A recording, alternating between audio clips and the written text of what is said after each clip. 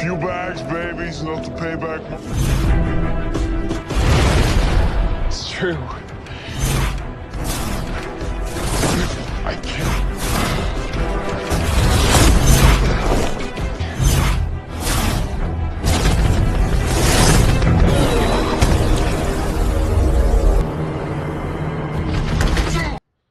Halo guys, selamat datang kembali di Baca Konten Film. Di video ini, Mimin akan melanjutkan ringkasan alur cerita film The Flash, Season 1 episode 12, di mana di sini, The Flash akan melawan metahuman dengan kemampuan teleportasi. Nah, bagaimana kisahnya? Langsung saja kita masuk ke videonya.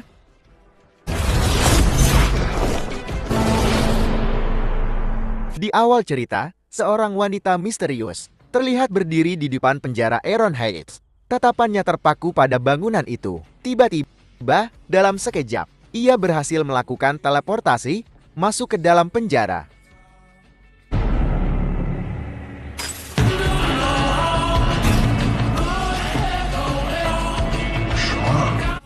Setelah menemukan seseorang yang ia cari di dalam, mereka berdua kembali berpindah tempat dengan cepat. Kini berada di dalam mobil yang telah ia siapkan. Wanita ini adalah seorang metahuma dengan kekuatan teleportasi. Kejadian hilangnya tahanan secara misterius ini segera diselidiki oleh Detektif Joe Wesley di lokasi. Barry Allen menemukan sebuah petunjuk berupa partikel organik yang berserakan di sepanjang jalan keluar dari penjara. Barry pun membawa sampel partikel tersebut ke Star Lab untuk diteliti. Hasil penelitian menunjukkan bahwa partikel itu cocok dengan seorang wanita bernama Shauna Baez.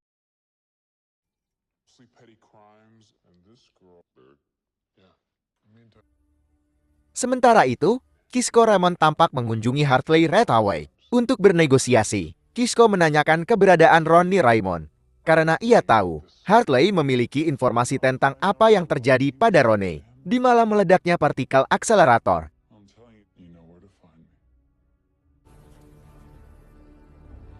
Di penjara Iron Heights, ayah Barry Henry Allen berbicara dengan Detektif Joe. Ia mengatakan, tahu kemana tahanan yang hilang. Seorang pria bernama Clay akan pergi. Clay memiliki hutang pada seorang bos gangster bernama Marcus, dan Henry yakin Clay akan segera menemuinya untuk membayar hutang tersebut.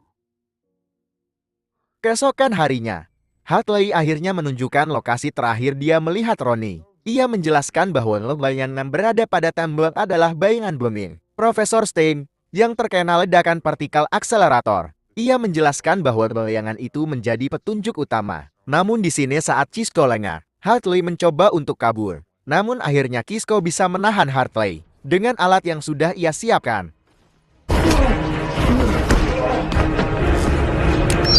Hey, get out there. Cop clear devices you're wearing? Right now. Please, make it. Di Star Labs, Barry dan Caitlin Snow sedang menganalisis DNA Shauna Baez ketika tiba-tiba alarm perampokan berbunyi. Pelakunya adalah Shauna. Barry bergegas pergi sebagai The Flash untuk menangkapnya.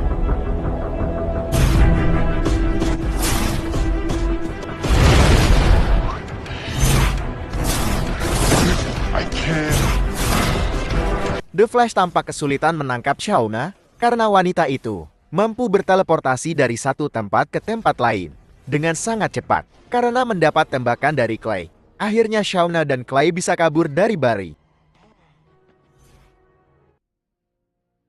Setelah mengobati lukanya, Dr. Wells menjelaskan di Star Labs bahwa Shauna mampu memanipulasi partikel di sekitarnya untuk berpindah tempat. Namun, setiap manusia pasti memiliki batasan tertentu.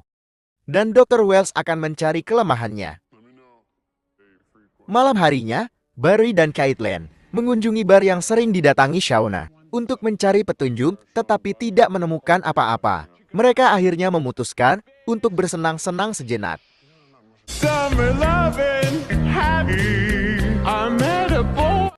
Saat selesai, seorang wanita bernama Linda Park mendekati Barry dan menunjukkan ketertarikan padanya. Mereka pun berkenalan.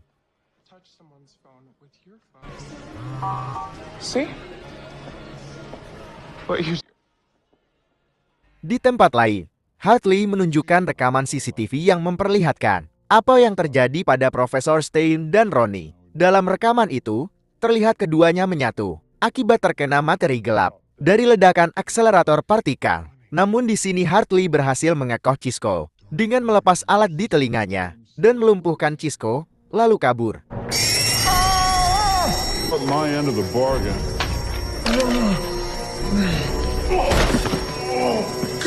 Adios.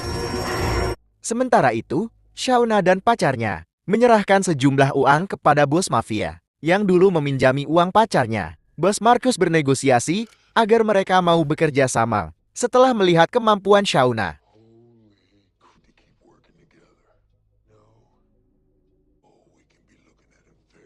Namun, beberapa saat kemudian polisi datang menyergap mereka. Walaupun terjadi kekacauan, Shauna berhasil lolos dengan menggunakan kekuatannya. Keesokan harinya, Starlabis dikejutkan oleh kabar bahwa Hartley telah berhasil kabur dari selnya. Ternyata Cisco yang telah melepaskannya. Cisco merasa bersalah atas hilangnya Ronnie, sehingga ia bernegosiasi dengan Hartley. Tetapi negosiasi itu gagal, dan Hartley melarikan diri. Di tengah pembicaraan tegang itu, Dr. Wells mendapatkan teori tentang cara menangkap Shauna. Ia mengatakan bahwa Shauna hanya bisa berpindah ke tempat yang bisa ia lihat jika pandangannya tertutupi. Kekuatan teleportasinya tidak dapat berfungsi. Barry mendapat kabar bila ayahnya dihajar oleh anak buah Marcus di dalam penjara. Beruntung ayah Barry hanya mendapat luka ringan dan dirawat di rumah sakit Aaron High. The Flash segera mengunjungi salah satu anak buah Marcus yang ada di penjara untuk menanyakan lokasi pencurian selanjutnya. Setelah mendapatkan informasinya, Barry bergegas menuju lokasi.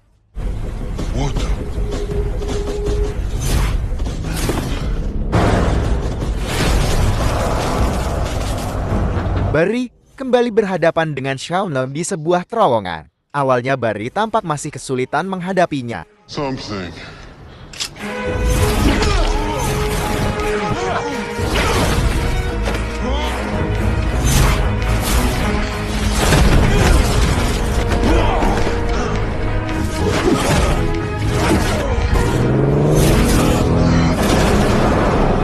Dr. Wells kemudian mengingatkan Barry untuk menutup jarak pandang Shauna. Dengan strategi tersebut, The Flash akhirnya berhasil melumpuhkannya. Shauna berhasil tertangkap dan dimasukkan ke dalam sel tahanan khusus Metahuman di Starlabis. Cisco menjamin bahwa kali ini dia tidak akan bisa lolos.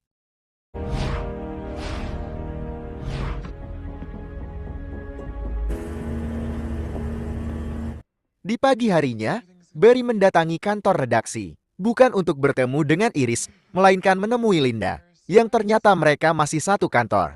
Dan mereka pun pergi berkencan. Di malam harinya, saat Barry berbincang dengan ayahnya sepertinya menyadari kalau The Flash adalah anaknya. Tapi dia hanya berandai jika The Flash adalah anaknya. Dia akan sangat bangga karena memiliki anak seorang pahlawan, dan akan selalu mengingatkan anaknya untuk selalu berhati-hati. Di akhir cerita, terlihat dua orang petugas listrik sedang memasuki sebuah terowongan tua untuk memeriksa sistem yang ada di sana. Tiba-tiba, mereka diserang oleh sosok gorila besar yang membuat mereka lari ketakutan. Dan film pun bersambung. Gorila seperti apa sosok gorila yang muncul di akhir film ini? Nantikan kehadirannya di film selanjutnya.